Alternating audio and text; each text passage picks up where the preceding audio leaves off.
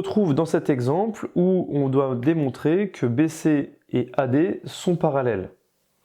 Pour montrer que BC et AD sont parallèles, on va d'abord préciser que les points K, C et D et K, B et A sont alignés dans le même ordre. On verra par la suite pourquoi il faut rajouter dans le même ordre. Et deuxième façon, on va voir que quand on fait petit sur grand et que petit sur grand, eh bien les rapports sont égaux, les quotients sont égaux. On y va? C'est parti. Première chose, on sait que,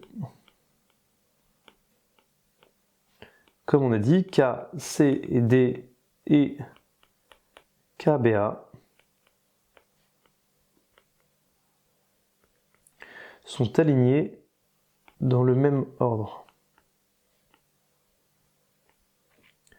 De plus, eh bien, il va falloir montrer que les quotients sont égaux, donc on va le calculer. Donc là, à ce moment-là, je mets calculons, moi personnellement, dans ma façon de rédiger.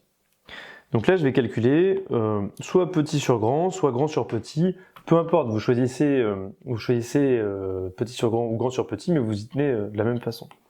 Alors on va calculer petit sur grand. Donc on va faire KC divisé par KD.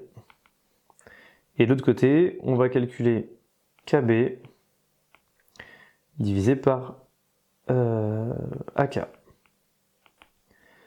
Alors, KC, ça fait 4,26 divisé par KD. Alors, si vous l'avez fait, ce que je vous conseille toujours, c'est de faire les exercices avant. KD, c'est ça. Donc, c'est CK plus DC.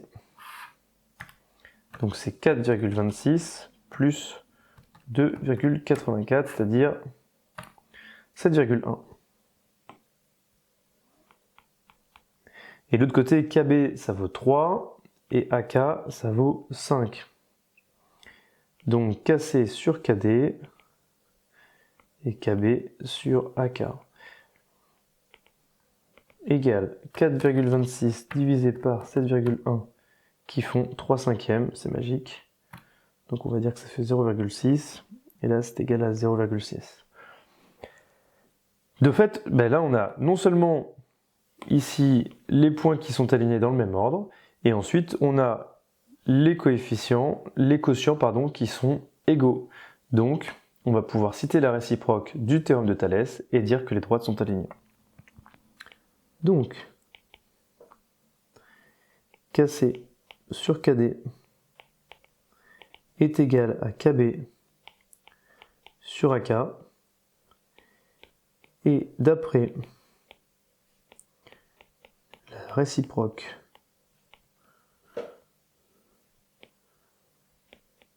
du théorème de Thalès,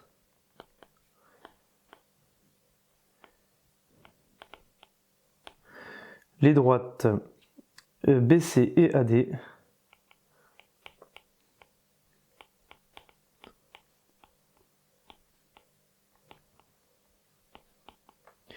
sont alignées.